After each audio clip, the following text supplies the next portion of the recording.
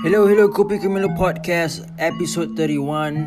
This week we have Ibnu Othman, one of the founders of Cari Siapa. So on this week's episode, we talk about how Ibnu found himself while traveling all across Asia and within the region of Malaysia as well, to find himself within a span of 2 weeks while reading his book Wild Sheep Chase by Haruki Murakami, to figure out and find himself, more of like soul searching. After that, he came back. That's where opportunity fall into place. Cari Siapa is like a creative platform where he expresses himself with merch, with t-shirt printing services, and also silk screen classes. Yeah, basically all along those lines. If you want to know more what Cari Siapa is about, check them out on Instagram at Cari Siapa. Listen to this episode if you want to get to know more how to make it when you're different.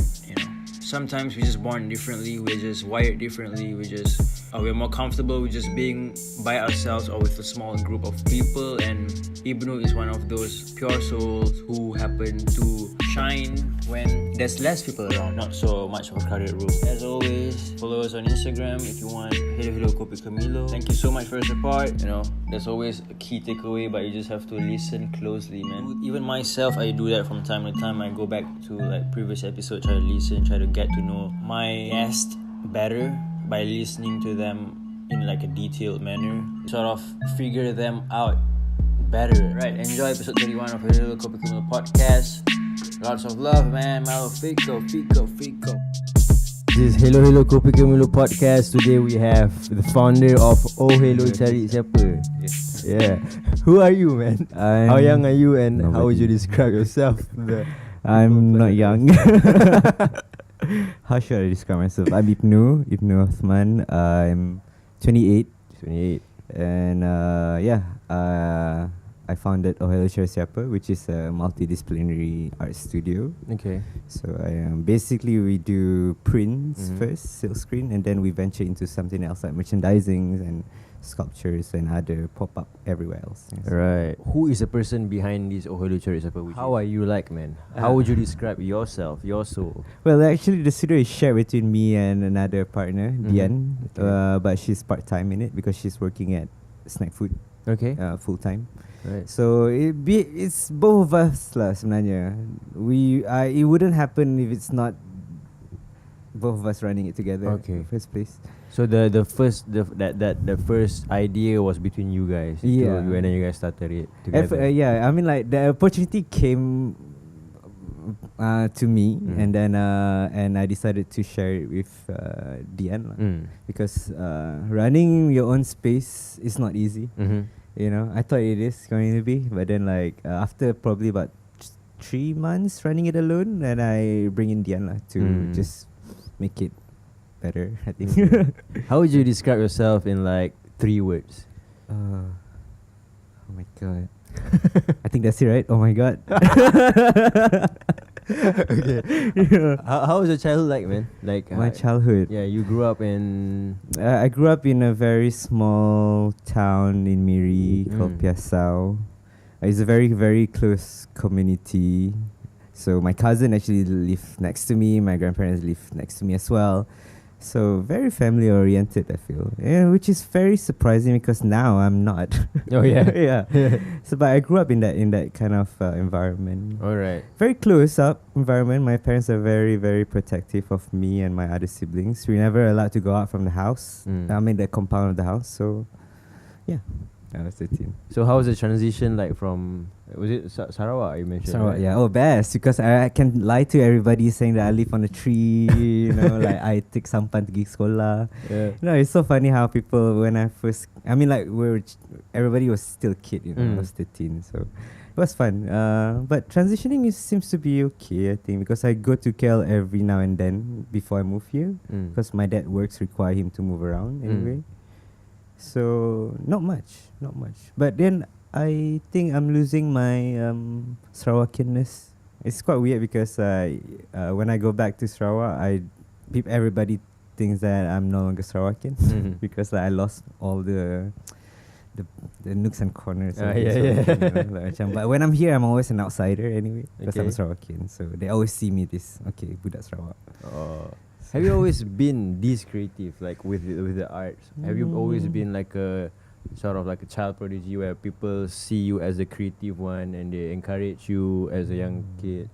I think I have been creative since I was younger, but I was never nurtured. My creative side was never nurtured by my parents because they think that I needed to be a certain engineer or a doctor. Okay. So I always do it in secret. Like so, I have this. Me and my cousin. I have a cousin that I really close growing up with. We always have play dates and we do adventures amongst ourselves. Like we do secret hideouts with like this secret briefcase and a lot of imagination. and a lot of imaginations, and toys, of course. But then I have very limited toys growing up. But then use up a lot of my imagination to have fun, I guess. What about in the sense of drawing? Have you always been drawing all your life? Not really. I'm more of a visual person. Oh, yeah? Drawing is very, very new for me. I think drawing was started when I hang out with Dian. Oh, Because she was the one who told me about all her drawings and I wanted to start drawing as well. But most of things that I started with, mostly visuals. Like I like to arrange things in a certain way. I think that's how I started, my love on sculpture, I think. Because I like to arrange things, make them like look weird and everything. Out of place and out of the norm. But illustrations is very, very new to me. I'm still finding my hand in it, I think, Okay, so where do you go to school, man? I went to, oh my god, because I move a lot, so I moved to a lot of schools. But I graduated at Sri Bestari, which is in Bandar Sri Damansara. Okay. It's a very small school, like 70 people in my whole class, like form 1. Yeah, form 5. That's very, very small. Yeah, very bro. small. So so it's quite easy, I think, because semua orang just small clans je. So. But so that's why I never really I cannot be. I don't see myself in natural state when I'm in a big crowd of people. Yeah, I understand. Yeah, so I feel like I'm always known to be like just ada satu dua kawan je. Okay. So what about college? Or what do you study in college? College. I started with studying engineering for 2 years. Oh, that must have been hard. Yeah. It was. Shit. It was fun though. I love calculus. I excel in calculus, but everything else is just shit. Okay. And then I told my parents I was supposed to go to the US to continue my study, but I told my parents if you are going to spend money to send me there, I don't think it's gonna be worth it because I hate what I'm doing. So I was doing subpar anyway in engineering, and then I started and I told them I want to do architecture because that's the closest art to a career, like professional career in my parents' eye. So I did architecture at Taylor's. Oh. Yeah, I did architecture at Taylor's, and then finished. Yeah. Okay, so like after graduation, were you working as an architect or? I was a draftsman for about 6 months, and I hated it because as a draftsman, any draftsman out there would know, like all you do is just stare at a laptop until like 3 o'clock in the morning, and your client's shit. Sorry, like can I swear in this? Yeah, thing? man, Okay. feel free to, man. Okay. So after that 6 months, I just gonna roll with this story. Okay. So after that 6 months, I quit. And then I decided to travel alone. So I went to Cambodia at first with my friend for about a week. And then I traveled on road all the way to Bangkok and Krabi and back to Penang and KL. So that takes about 2 weeks alone time just to find myself at Tasmania. I was just trying to finish a book. Which is a really good book. It was my first Murakami book. Okay, I was 23, so I read Murakami. So it was a good book. It's called Wild Sheep Chase. In the story, this guy is going on a travel as well. He's on a journey, a very, very weird journey. So I feel like that helped me in a way. I feel that like I need to find a new purpose. Like I guess, macam outside from my parents' punya spectrum. So I was the rebellious child, basically. So how was the overall experience of that trip? Like, what do you find out about yourself? I I can be alone. You can. Yeah, Oh, I yeah. don't mind being alone. Like that was the pinnacle point that I know that I don't find myself like any less when I'm not with anybody else that I know. Like whenever like people travel and they make friends when during their travel, but I didn't. I think because I'm weird. Like, I don't know, I'm weird. Like I don't know how to. Eccentric, I guess. Yeah, I don't know.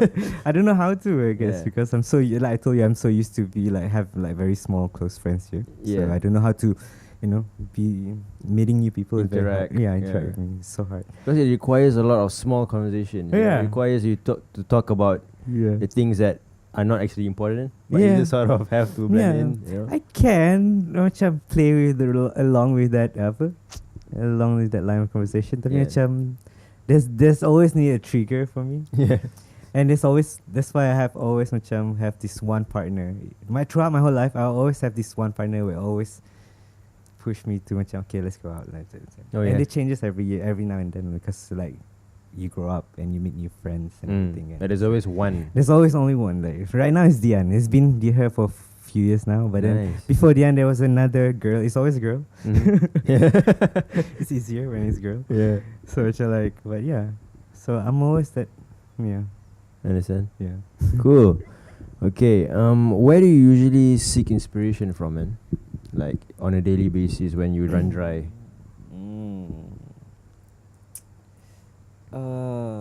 Okay, like if you want to talk about inspiration that I'm doing right now, it's porn. Yeah. Wow. Yeah, that's a good one. Because like if you recognize my drawings or my like the stuff that I do, it's always how do I say this? It's mostly a documentary of sexual normative, especially homonormative, I feel. I don't know. It's something that when I see in porn, like these two bodies, like literally, dance, and there's a sense of letting go that you can't see in anywhere else in the video form. Like, as good as acting as you are, but when there's no lines of body and that sense of intimacy, that strange intimacy that you see in porn, there's something triggers me always. No, Yeah, right.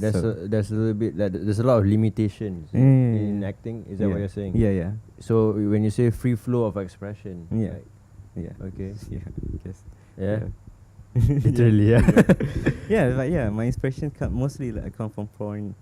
Yeah, because I don't watch porn. Like sometimes I just watch the There's this website called Conceptual that I really like. So what they do is they come up with videos and photo series, even like party photos of people who are really, really open about their sexuality. And I find it very, very interesting because you don't see it here. It's very oppressed still, as much as you are out and about, open about it, but still it's a taboo here. And yeah, something that I like to explore. I feel I'm sure there are artists out there has been exploring it, but then we haven't been we haven't collided yet. Okay, let's talk about Hello Cari Siapa, right? Yeah.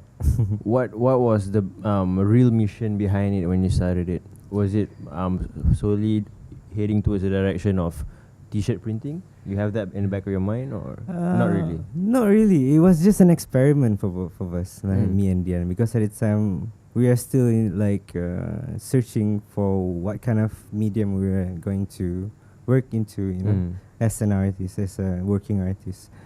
So with Hello Cari Siapa is basically like a platform for both of us, So we have a physical space that people can actually see us, because me is there all the time, so people can just like inquire, whatever. So we accept a lot of weird jobs, something that we're not really comfortable doing, but we just take it in because we just want to see how we work in it, Okay. So for now, I think we are gearing towards merchandising. Merchandising. Yeah. Not necessarily t-shirt lah. Not Could be necessarily tote t-shirts bags. lah. Yeah. We tried to do service, but then like it's a sweatshop, man. So What do you mean by service though? it's like doing service lah. Macam we print t-shirts for people and everything. But it's a job require a lot of hands and a lot of patience. So most of the time it's just me doing it. So I feel like it doesn't do justice to my client because I have to put in more time to make those stuff. Especially making like 20 t-shirt will take me about a week. Whereas if I have enough hand, I can take it about 2-3 days. Oh, Yeah. right. So yeah, I just don't like yeah. So that means you guys are so well off that everything's on a waiting list right now. Everyone is just pile up the clients. Yeah. So no, not anymore. But last time it was like that. So Not anymore because you sort of stopped the service. Or? yeah, I did. Oh shit. Yeah, I did start the service. Damn. I think in June. I think it was because I got sick and I couldn't go to the studio for about 2 months. So after that, I just take on commission jobs lah. What does that mean? Commission jobs like mostly I've been doing a lot of pop-ups. Oh. So I do print on the go at Swansea, twice at Swansea, and then installation works. So I bring in my sculptural practice to commercial installation for cafes and other sites. Yeah. Right. Yeah. Okay. You mentioned earlier also like before all this you were working as a chef.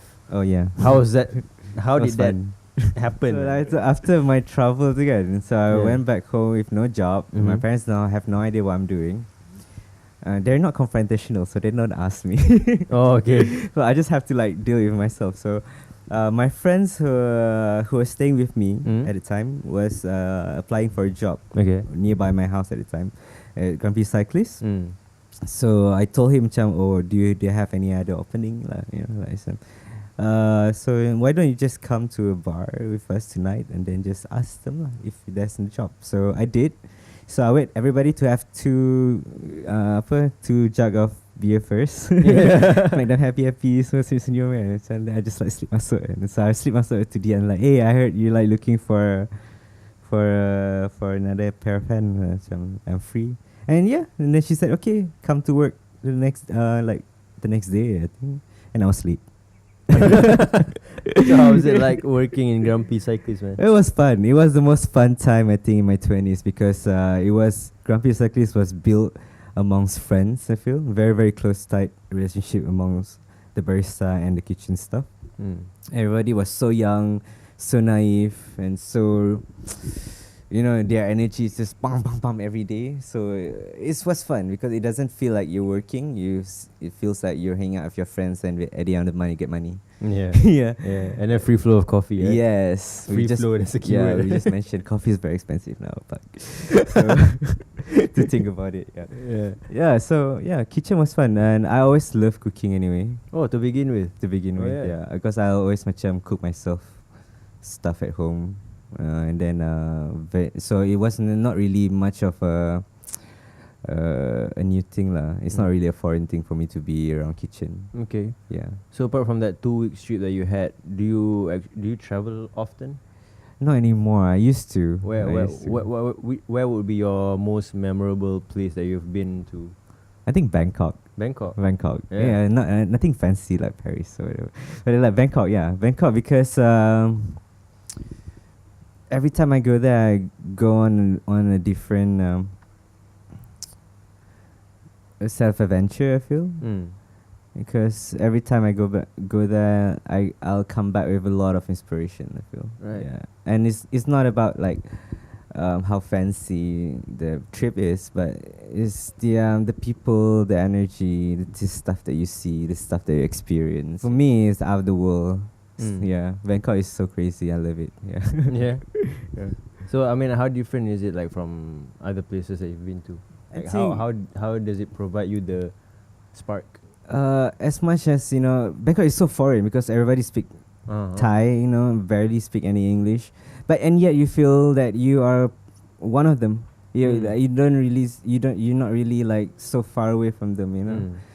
because I think we're Asians, and they are very the people are very free in one point. I think it's just because how they grow up there and the mindset that I have, very free. So it's so easy for me to just, you know, go into one corner and just feel safe anywhere. You Yeah. know, I don't feel any macam danger when I'm in Bangkok. Whereas when I was in anywhere else like macam like in Europe, you always have this sense of macam okay, you have to be on guard all the time, Oh, yeah. right?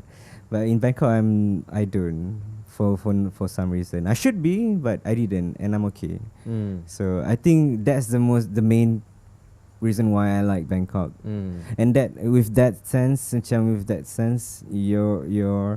you can experience a lot of things, you know, because you're not really on guard all the time. When you're on guard, I think it's something limits your thinking and whatever. Alright. Yeah. How was the Euro trip like? Yeah, Euro trip. I had a Euro trip once. The last time I went to Europe was 4 years ago for about a month with my friend. Well, it must be nice. It was okay. we had a very limited budget because it was totally macam crashing at people's houses, and we only and everything else. Tapi macam it was fun. The best part about that trip was Primavera Sound in Barcelona. So I got to catch a lot of good bands playing. Like I think I won't be seeing them again for the next 5 years. I think. Yeah. So I got to see Arcade Fire, The National, and on a big, stage. The stuff that you see only on YouTube. Like I got to experience it. You can't see them for sure, but then to be in the energy of these people is amazing. And I think, yeah, that was fun. I love Barcelona. Tiba. Bring me to Barcelona, guys. What will be the greatest challenge that you've faced so far in starting this company? Oh, hello, Cari Siapa. I think validation. I think exterior validation, because the stuff that you do, you always think that okay, this is great. This is what I'm gonna publish to the world to see and everything. But then I have this my balls hasn't dropped yet in that sense. Okay. I still have oh my god, what people think about this. So yeah, the challenges is exterior validation because it can bring you down with just one single negative. I feel like for me, I think something that I need to work into, I guess. But yeah, like feedback from the external feedback actually external feedback sort of slows you down sometimes. Yeah. So basically I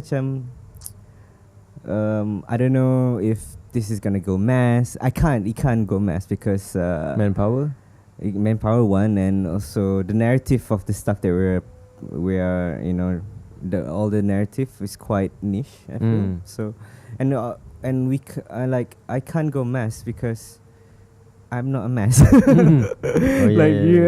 don't know what other people like. What people like, I don't know. So I just try to find my little soldiers of, that understand what I'm going through and everything. Oh yeah. In terms of create t-shirt silk screen, is that what you're doing? Like how is the process like for those who don't understand the whole idea of silk screen? Well, it's fairly simple. Okay. You just have to know the right equipment and the right setting for it. So you only you are dealing with a little bit of chemical and a little bit of nature as well, because you are nature is in sunlight or the sun, the temperature, the air, how it affected the prints. Wow. Shit. Yeah, so so you have a screen, you have this chemical called emulsion where you bake it with a stencil and you wash it off, and you have this screen that can make a stencil that can make a reproduction of the same print over and over again. But every print's gonna be different because it's the hand strokes. So every print, every t-shirt, you mean? Yeah, every t-shirt. Well, that's my concept of silk printing, because there are people.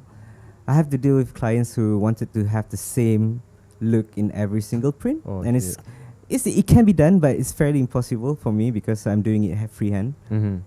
So, I like to tell my clients that every t-shirt will be special because every t-shirt will bring in something different. Wow. Yeah, so that's how I like to sell myself. Yeah.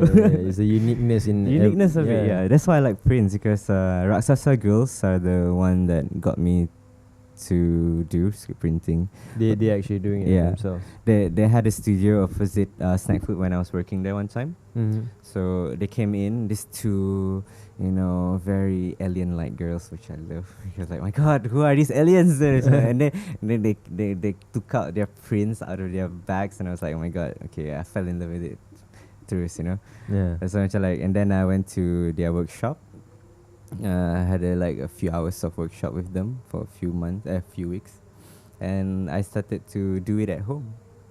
I started doing it at home. I produced my own T-shirts, sell it to a few of my friends, and then when I got a space at Zongshan, which is by mistake, I think it was by mistake. No, it wasn't, because it was just macam. Yeah, I don't know what happened, but I got space. By chance, By chance, because yeah. not everyone get to have a space there. Right? Yeah, I went to the party, and then I guess I was talking to a lot of people there. So it's like a Zongshan party. Yeah. In like Fono or something. No, it was at the art gallery. Oh, okay. I think there was a gallery opening for one of the show. It was March show, yeah. And then I think I was talking to random people about like what I do and what I want to feel like I want to do next. Because at the time I was transitioning to find a career. Yeah. So and then I got a phone call the next day telling me that I have a space if I want. Wow. If I want it. So I was like, yeah, okay. At first I have no idea what I'm going to do with the space, But I said yes anyway. Okay. Because like I think this is an opportunity that I shouldn't, let go, right? So with that said, I thought of just doing silk screen there. Since this is the most comfortable medium that I'm doing anyway already. So yeah. Okay, is there any like possibility that you said the silk screen service is a sort of like shut off? Is there any possibility for it to make a comeback? If I have enough, manpower lah, and if I have enough space, which is, I think soon. I think I can, because I'm moving to a larger space. So hopefully by then I can by next year I can gauge how I reopen the service to make T-shirts. I want to bring something different from any other printers. So I'm still looking into what are the different, what's that special thing. Do you usually design for them as well, or usually they bring their designs and you just follow? Half. Like sometimes I design for them, sometimes they design. They have their own design, and then I made it into prints. What would be the best brand for T-shirt out there, like like the best of the best for T-shirt printing, apart from Gildan? I guess that's the I have to go very, very expensive. There's like this how expensive can it be for plain white tees? Plain white tee. The best plain white tee I ever used is it costs about 80 ringgit. 80 a T-shirt. Wow. Yeah, it lasts forever because it's it's a Japanese soft comb T-shirt. Shit. So I had it once. I used that for my first ever prints. I had this little exhibition that I did at Grumpy, and I used those T-shirts to sell. And until today, this T-shirt stays. Yeah. The prints. Is it only available in Japan though? You can but you can import. Oh, okay. Yeah. But the closest commercial T-shirt you can get yang good quality is Muji, yeah. Oh, Muji. yeah. But depends on the season, because the summer season they use a really good cotton. Summer. Yeah, the T-shirt changes also according to season. Their summer. Yeah. It sings with Summer, us. Okay. Summer, yeah. All right. Okay. Do you have any advice, for young souls out there who has been like sort of living like what you went through in your early 20s, where they're actually doing what they don't want to do? They're stuck in that 9 to 5, something that actually kills their spirit, and they just want to do that because to make their parents happy. But deep inside them, they want to create, they want to make art, but they just don't know, and they don't have the balls to actually take the lead. What would your advice be, or any suggestions that you have for these young people? Well, I think should they drop everything? Like, no more paycheck. Well, I did. And I did. I'm living the consequences. No, I'm okay. But the thing is, like, if you want to do that, you just have to be honest with yourself. I think, like sometimes we always lie to ourselves, about like, okay, I think we can do this, or like, but then just be honest. Like, if you think that you can, just do it. Mm-hmm. And because if you have the right will, everything will be okay. I feel.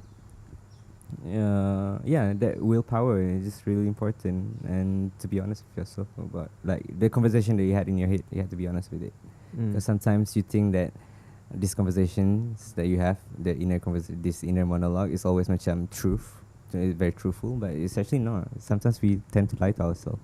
Yeah, we do, because like we kept changing. I found myself, I'm lying to myself for a while back then, because like I think like, okay, I can beat my sisters who are like, excellence, like, but then like, no, because I'm not them, I try to be I try to settle with, being amongst these normal people, but in actual I can't.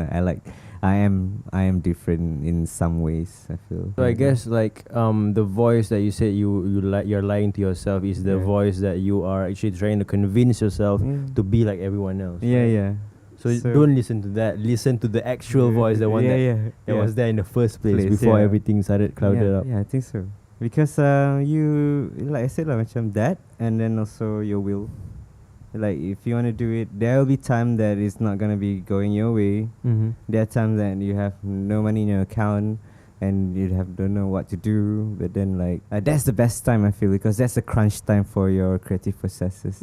Because you'll think way out the box because you're in desperation. Yeah. So don't worry about it. It has to happen, because that's where you're gonna grow, I feel. If you don't go down, you'll never go up, I feel. You're never gonna start up anyway. You always have to like go back down balik. So you swimming you always have to go up to take a breath, and once in a while and go back down. I mean, it's not the opposite way now. Yeah. Wow, that's a good advice though. Yeah. But how do they take the leap though? Like, they want to start, but they just like, they have that voice. They know everything is in sync. Or this is what I'm supposed to do, but I'm still doing this 9 to 5. Yeah. And I still hate my job. There will be a time when there will be a time where right will come and gonna give this opportunity. In your gut, you'll say, yes, this is it, and trust your gut. Which for me is the time that I had a roommate Zongshan. That the opportunity comes to me, and I feel like I'm just gonna take that slip, because my gut says it's okay. I think it's good. This is alright. It's okay. Yeah. You just look out for the opportunities. I think when the opportunity comes, the right one, your gut will say, just go for it, and you should just go for it. Yeah, and everything else will just fall into places if it's right. If it's not, then try find another one, because we live long. So life doesn't just stop there. Yeah, cool. Yeah, that's right, man. What's your deepest fear, bro? My deepest fear. Yeah. To die young. How young is young? To die young, like young enough that I haven't feel fulfilled, I think. Yeah, because the largest for me, contentment is the biggest gift ever God will given to a person. So if I haven't feel content, I think that's the time I'm still feel like, okay, I'm still young. Yeah. So until I reach that, I feel like, okay, I'm settled. Wow. Yeah. I'm just gonna go a bit darker than it already is. Like, have you ever dealt with depression, bro? Yeah, of course. Like every artist have to go through depression. Because it's just part of us, I think. And acknowledging it as well is really important. To acknowledge that you are depressed. Not just I think I'm depressed, but you don't know if you are, Some people don't even know that they are sometimes, can. So I've gone through depressions here and there, but it's a journey, and I always document that journey. And when I do, that's where I have this book of ideas, because sometimes the darkest thought is the best one. I'm always drawn to it anyway. Like I was drawn to dark stuff when I was younger. I mean, when I was 15, I think I started to read a lot of Edgar Allan Poe. So it's quite but then like that's the time where I know that okay, this is where it's okay to feel this darkness around you because it's beautiful in some ways. Yeah, Yeah. It actually contributes a lot to your art. Yeah, in a way, and depression. I mean, there's a end line to it anyway. You know, it's not gonna spiral forever. You're gonna come up from it. Every single time that you are in depression, I feel that you know that it's gonna end soon, and it always does. So I shouldn't be scared about it. I think, I learn not to be scared if I'm like in depressive mode. Does coffee help? Yes, coffee helps lah, but then not anymore. I think because I haven't been drinking good coffee. So like coffee helps, yeah. But how does someone get over depression? Like if they want to put in the effort to like actually help themselves with their current mental state. If it just goes on loop, like okay, maybe you say sometimes it comes and then it will go. But what if it just comes and comes and comes and comes? How do you actually deal with that? How do you get over that? Well, as a creative and you are depressed, the only escape is always in your creative form, right? Yeah. So macam like for me, I started to do a lot more drawings or a lot more prints or working on prints but never really doing it. So even that brings out macam the better of me. I mean, if I got to do something that and then it turns out right, that's already a medicine for me. I think, yeah. So just push it towards your creative processes lah, I think. Okay. Yeah, I know. I mean, like sometimes you want to mask it. That's the best way also, because putting a mask onto your artwork to cover that depression gives it a lot more meaning. I feel a more dimension to the works, and I'm always drawn to that kind of works anyway. Yeah, There's more depth. yeah, more depth into it. If you could create and live and breathe in another country anywhere but Malaysia, where would it be? Like just your art is there, you create, you live it, and you get inspiration from that country as well. Where would it be? Well, I always tell people that I want to go to Berlin, but I've never been. Okay. It's just something that is always macam, stories that you hear in the wind about how amazing Berlin is. I have a friend there that actually stayed there now. So macam she was supposed to be there for about a week or two, but she never come back. Oh yeah. And I told myself like, oh my god, she can do it, I can do it too. Like She never came back. and she never been there as well. And she and I shared this much interest about Berlin. But oh my god, this amazing place that we've been hearing, but then we don't actually know what's gonna how is it like gonna be there kind of jam. But she survived till today, so I think it's Berlin. But if it's a place that I've been there, I really want to it's going back to Miri, I think. Yeah. It's not out of country, but it is out of KL. Yeah, capital. Capital, yeah. Cool. Because at the end of the day, you can't escape your root, Although you are not part of them anymore,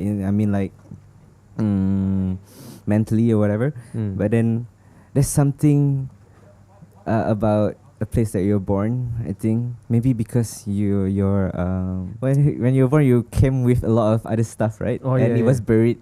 As a Muslim, it's buried in the place that you were born. Yeah. So you can never go away from that. That connection is still gonna go back there. That's the thing that you were born with, and it was buried there. And then I think you're gonna die there as well soon. I think go back there to live the rest of your life. I think come back to where you were born. Wow. Who has been like the creative souls out there that you actually have you would want to collaborate in the nearest future, be it art, be it fine prints or whatever? You think that you have always had that? I've always wanted to work with fashion brands because it's something that I've always have a deep interest as well. Fashion design. Fashion design. I actually went to a design school for about a semester, just to understand how it works and everything, because I was curious. I was fashion, because the way I see fashion is it's a way of,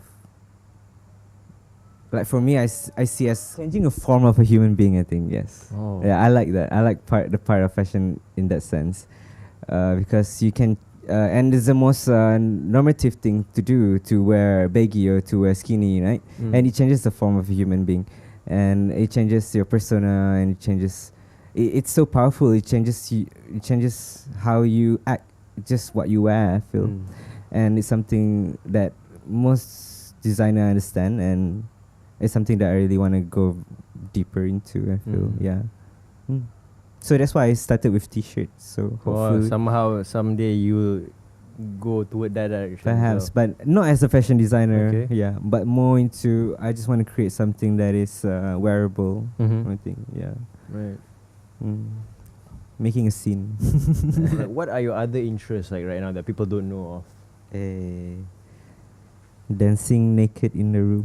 Dancing. You're much of a dancer, right? I'm a stupid dancer. I can't dance for shit. But then like there's something free about dancing nonchalantly and don't draw on the curtains. Like just sing. Express yourself. Yeah, express yourself in a private space, but still feel open. Like I always dance in my room, and I don't have any curtain in my room for years now.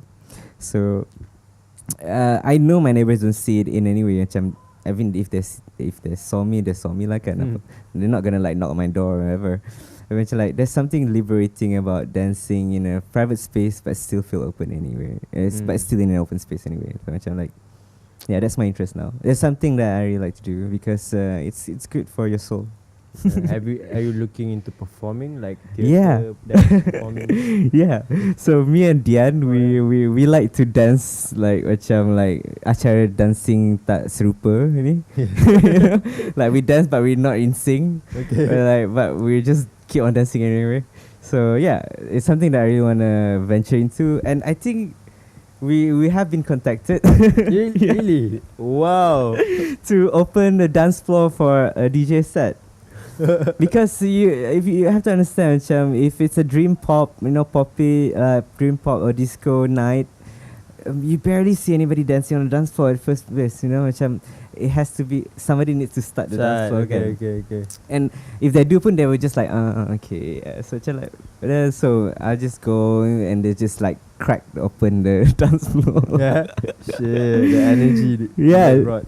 And somehow, even if inside you're like, oh my god, banyak gila sia barang, banyak gila sia hutang tak bayar, but then like there's something free about just dancing, like, and put your hands up in the air and your legs move to nowhere. Like I love it. It's something that I really like to do. It's very expressive, and it gets to know your body even better. I feel you don't know you can actually twist and move in certain ways, and there's no regard about steps or restriction about how you should move and everything to what kind of songs and what kind of dance. So you just dance the way you think that you can dance, and that's how I do it. Damn. Okay. This is where I flip the script, man, and give you a chance to actually let you ask me any question that come through your mind. Any one or two question that you think like you wanna fill in the podcast with. Oh, okay. Well, okay. You have been interviewing a lot of creative field people, right? Yeah. So anything that you think that everybody carry the same common, common trait, like Wow, that's a good question. Yeah. You are brilliant.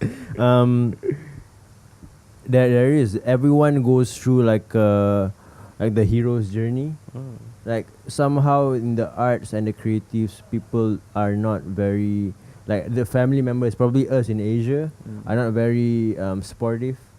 And the person had to convince them, had to prove and had to create and go out of the way to actually stand out and have a proof that they actually want to do this, and then fight for it, and then do it, and then repeat. So everyone goes through the same thing, I feel.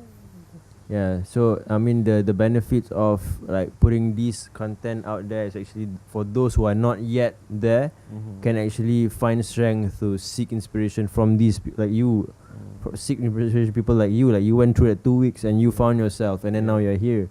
Like I'm sure to an extent you already have that contentment that you and that fulfillment that you want to find. You're already halfway there, I feel. So it's actually a big inspiration, like that is a common point. All of you guys are inspiring in your own way. I guess so. It's quite weird to find yourself inspirational if you're not inspired by yourself sometimes. I mean, Like, as artists, we might be we are quite heavy on ourselves. We self-criticize. Yeah, right? yeah. It's the best. The worst critic is yourself sometimes, Yeah, isn't it? Yeah. actually. Yeah. Okay.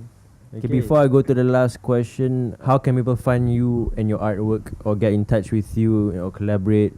How can they find you on social media? Well, okay. You can find me on at Oh Hello Cari Siapa, which is the Instagram is Oh Hello Cari Siapa in one whole word. Oh, hello, Cari Siapa. Yeah, and my personal Instagram account is Alvade with a dot in between of Al and Vade. I don't know how to explain. So, but then, yeah. But at the moment, I'm doing a post-loot project with Oh Hello Cari Siapa, because we might want to like have a total overhaul of the whole studio for next year. So have a look out on that as well. But yeah, next month we're gonna have some post-loot projects.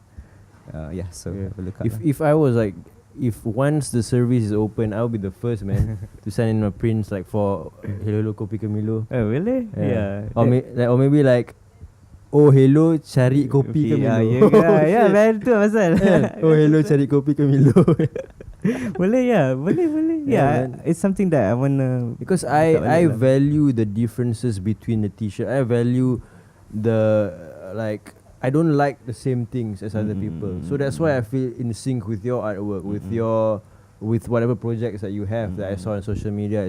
It's different, and you also mentioned like every t-shirt feels different. That is a magic, man. You're not supposed to have the same thing. Might as well just hantar kilang, you know? Yes. Right. Yeah. So yeah, great, man. Thank you for understanding me. Yeah. I hope the rest of the world, I mean, I'm sure they do now. You know? Yeah. It's the uniqueness and authenticity of every piece that counts. Right? Yeah, because like for me, my philosophy whenever I tarik the squeegee onto the t-shirt, like, okay, whatever I'm feeling, whatever emotion that I feel, it imprinted onto the ink, you know, something. Wow. That's how I feel. Macam if you marah and then you tarik kuat, then the ink will be like lagi tebal. You know, if you macam relax and you macam buat kerja cepat, and then you see the lines are different. And that's how I see my works, I feel. Yeah, it's very expressive in a very, very subtle way. Damn. Same image, but variations comes out from it. Yeah, like I saw like Artisan also get it done with you guys. Yeah. How many pieces that they made actually? I think they made 50 t-shirt. Yeah, 50 only? 50. Only 50. Wow. Yeah. That's pretty limited edition. Limited edition. Because I couldn't take in a lot of per project order again. So I have a limited, about 50 is the max number that I do. Okay. Yeah, so they did 50 with me. Nice. Alright. Oh yeah, Artisan. Okay, down to the last question, bro. How do you want other human beings and other souls on this planet to remember Ibnu as at the end of the day when you take your last breath and the world mourns your passings? How do you want people to remember you? He's obsessed, but that's okay. Yeah, I just want people like, do you remember Ibnu? Yeah, he's obsessed, right? But it's okay. Yeah. Wow, he's obsessed. I wanted that to be on my tombstone in Arabic. Oh shit. Yeah, he's obsessed, but it's okay. Wow, that's a good one, bro. Yeah. Thank you so much for being part of the podcast. Yeah, no worries. I'm really Thank happy you. to get in touch with you. And Yeah. hope Lama for the you cari best. air. Lama you cari air. Huh? Lama you cari air. Yeah, dude, like one of the hardest person to have on the podcast, but it's worth the wait, man. Thank you. Hopefully I got all the content. Man. Yeah, thank you so much, bro. Hello, Kopi ke Milo? Milo. Okay, thank you, brother. I don't drink Milo. Thank you. Hello, Kopi ke Milo podcast. Milo Fico signing out.